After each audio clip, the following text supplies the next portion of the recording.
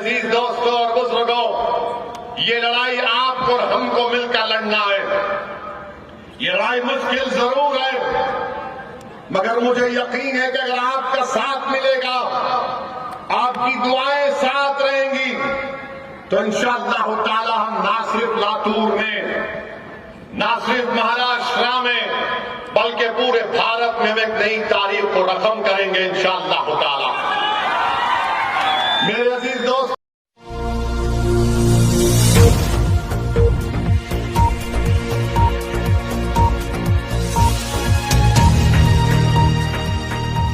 सैयद मोइन, शफीक और तमाम लोग लड़ रहे। हम ये लड़ाई आने वाली नस्ल के लिए लड़ रहे कि जो मसाइब और मुश्किलात का हमने अपनी जवानियों में सामना किया, ये जो बच्चे आज के हैं, कल वो अपनी जवानी में इन तकालीफ को ना देख सके। ये लड़ाई उनके आने वाले रोशन मुस्तकबिल के लिए हम लड़ रहे हैं। मेरे अजीज दोस्तों और बुजुर्गों, मेरी आपसे अपील है कि आप इस जिद्दोजहद में हमारा साथ दीजिए। आप यकीनन यहां पर आए, मैं आपको सलाम करता हूं। आप हजारों की तादाद में आए, मैं आपका शुक्रिया अदा करता हूं। मगर जब पोलिंग का दिन होगा और यही हजारों का मजमा इसको अपने वोट में तब्दील कर देगा, तब एक इनकलाब बर्पा होगा और वही इनकलाब को हमको और आपको बर्पा करना है। अब आप इस बात को जहन नशीन कर लो कि आप भारत में आप किसी हुकूमत को तब्दील नहीं कर सकते। अगर आप कुछ कर सकते हैं तो अपने वोटों से कभी होगा। मेरी इस बात को याद रख लो। आप, मैं आपको डराने के लिए नहीं कह रहा हूं, बल्कि सच्चाई को बयान कर रहा हूं। मैं उत्तर प्रदेश में 150 तकरीर किया, हर तकरीर में यही बात कहता था कि उत्तर प्रदेश के मुसलमानों, तुम बीजेपी की हुकूमत को बनाने से रोक नहीं पाओगे। तुम अखिलेश को वोट दोगे तो तुम्हारा वोट जाय हो जाएगा। आज उत्तर प्रदेश का मुसलमान इस बात को समझ रहा है कि ओवैसी जो कह रहा था वो बात सच निकली। आज उत्तर प्रदेश का मुसलमान अपने आप को ठगा महसूस कर रहा है। आप अपने वोट से अपनी ताकत को और अपने नुमाइंदों को कामयाब कर सकते हैं। आज उत्तर प्रदेश में मुसलमानों पर जुल्म होता है।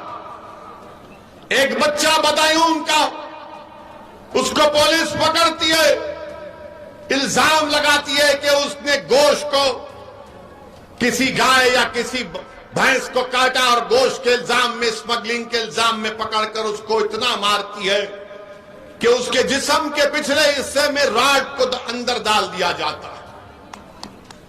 आप बताइए, क्या कोई समाजवादी का नेता बोला? क्या कोई बहुजन समाज का लीडर बोलता है? सब खामोश बैठे हैं। हम बयान देते हैं, मीडिया में बोलते हैं, मजलिस के जिम्मेदार उस गरीब के घर को जाते हैं तो वहां के मजलिस के जिम्मेदारों ने मुझे फोन कर कहा कि सदुद्दीन ओवैसी साहब, जिस बच्चे पर यह जुल्म और बर्बरियत की गई, उसका बाप इतना गरीब है कि वो खबर खोद कर अपनी जिंदगियों को गुजारता है, अपने घर को चलाता है। उस पर जुल्म हुआ मगर कोई आवाज नहीं उठाएगा। मेरे अजीज दोस्तों और बुजुर्गों, कानपुर में गड़बड़ हुई। मीडिया तो माशाल्लाह एक तरफा दिखाता है अपने पप्पा मोदी को ही सिर्फ। मीडिया के दो आंख है, मगर एक आंख इतनी मोहब्बत में डूब चुकी है बीजेपी के, और दूसरी आंख में मोदी का मोतिया उतर चुका है, तो उनको दिखता ही नहीं है। मगर हर टीवी चैनल पर दिखाया जा रहा है, ये मुसलमान पत्थर फेंका, मुसलमान पत्थर फेंका। अरे जब पत्थर फेंकता है तो दो तरफ से पत्थर फेंके जाते हैं, एक तरफ से पत्थर नहीं फेंका जाता, दो तरफ से पत्थर फेंके जाते हैं। और पुलिस का काम यह है कि जो पत्थर फेंकता उसको उठाओ आप। मगर यहां पर नहीं, यही लोग किए, यही किए, यही पत्थर फेंके, पेट्रोल बम बनाए, व्हाट्सएप ग्रुप बनाए। याद रखो, ये कहानी बहुत पुरानी हो चुकी है, इस कहानी को बदलो। तुम 40 साल से सिर्फ यही कहानी, नहीं मुसलमानी फेंका, मुसलमानी किया, तो क्या सब क्या दूसरे दूध के धुले हुए हैं? मगर आप देखो कोई आवाज नहीं उठाता। उत्तर प्रदेश में समाजवादी के नेताओं के, उनके लीडर के मुंह में दही जम चुकी है, जबान नहीं खोलते। मध्य प्रदेश में सेंधवा खरगोन में घरों को तोड़ दिया गया, घरों को तोड़ दिया गया बगैर नोटिस दिए, कोई आवाज नहीं उठाता। सेंधवा खरगोन के गरीब मुसलमानों ने फोन कर कर मंजलिस के लोगों को कहा कि क्या कोई मदद नहीं करोगे? अल्लाह का फजलो करम है, हमने कोशिश की। जिन गरीबों के घरों को बेजा तोड़ दिया गया था बीजेपी की सरकार की जानिब से, हमने उनको कुछ माली इमदाद करने का इंतजाम करवाया। आप बताइए कौन फिर आवाज बनेगा आपकी? सब लोग आकर बोलेंगे ओवैसी भड़का भाषण देता है, ओवैसी जज्बाती तकरीर करता है। अरे मैं जो कुछ कह रहा हूं अभी और कहूंगा, उसमें बताओ उसमें क्या सच्चाई है या झूठ है, मुझे बताओ। तुम सिर्फ सच्चाई को कबूल करने के लिए तैयार नहीं हो। तुम मुझसे नफरत इसलिए करते हो कि तुम नहीं चाहते कि भारत का मुसलमान एक सियासी कुव्वत बन जाए। तुम मुझसे नफरत इसलिए करते हो कि तुम नहीं चाहते कि गरीब मुसलमान को इंसाफ मिले। तुम मुझको गालियां इसलिए देते हो ताकि तुम नहीं चाहते कि मुसलमान पढ़ लिख कर उसके मुंह में जबान आ जाए और वो अपने इंसाफ के लिए खड़ा हो जाए। तुम मेरे जिस्म पर गोलियां इसलिए चलाई तुमने ताकि तुम नहीं चाहते कि मैं जिंदा रहूं और गरीब और मजलूमों की दास्तान को, इंसाफ को बयान करूं। मगर सुन लो गोली मारने वालों, सुन लो मेरे दुश्मनों, मैं मरने के लिए तैयार हूं। क्या तुम मरने के लिए तैयार हो? बताओ गोली चलाने वालों। मुझको मारने वालों याद रखो, तुमको भी मरना है, मुझे भी मरना है एक दिन। मैं मौत से नहीं डरता, मैं डरता इस बात से हूं कि जब खबर में तुम और हम जाएंगे, जब हशर का मैदान होगा तो हम कैसे अपने अमाल का हिसाब देंगे।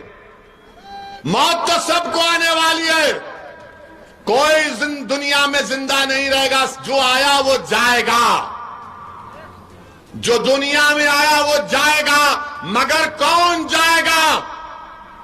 सबको जब जाना है, तो जब दुनिया में चंद दिन की मोहलत अल्लाह ने मुझे और आपको दी है, तो हमको सच्चाई को सामने लाने का काम करना है। हमको बातिल को शिकस्त देना है, हक को कामयाब करना है। हमको मजलूमों से इंसाफ करना है, जालिम के जुल्म को रोकना है। मैं हरगिज इस बात को नहीं मानता कि जुल्म को सहा जाए, जुल्म को सहना भी जुल्म है। याद रखो मेरी इस बात को, जुल्म को सहना भी जुल्म है।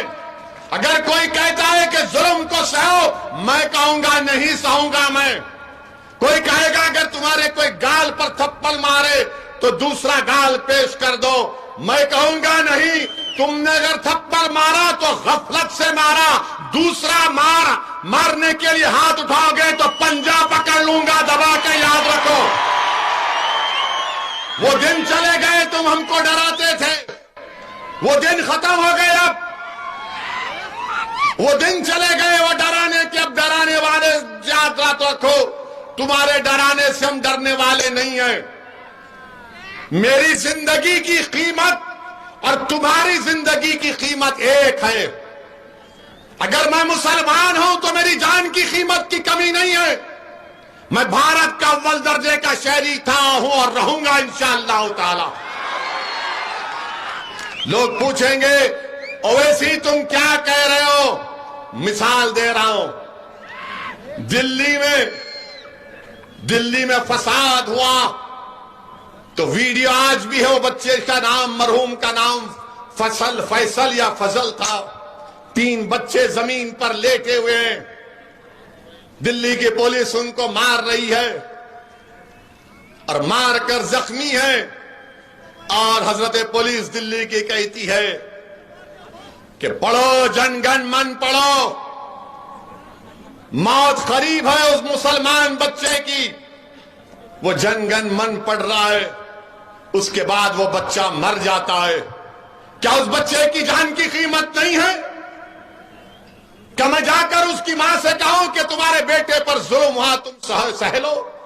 वो कहेगी जालिम है तू बोलने वाले, मैंने अपनी कोख को उजाड़ दिया, मैं अपनी औलाद से महरूम हो गई। हम उन माओं को कहना चाह रहे कि अब हम अपने बच्चों को नहीं खोने देंगे इंशाअल्लाह ताला।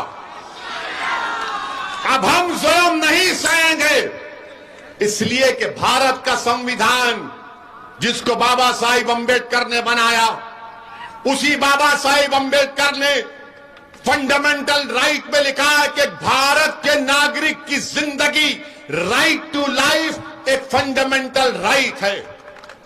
मेरी जिंदगी, आपकी जिंदगी, सबकी जिंदगी, चाहे किसी मजहब और जात का हो, उसकी जिंदगी एक फंडामेंटल राइट है। आप मेरा फंडामेंटल राइट मुझसे नहीं छीन सकोगे। मेरे अजीज दोस्तों और बुजुर्गों, ये लड़ाई आपको और हमको मिलकर लड़ना है।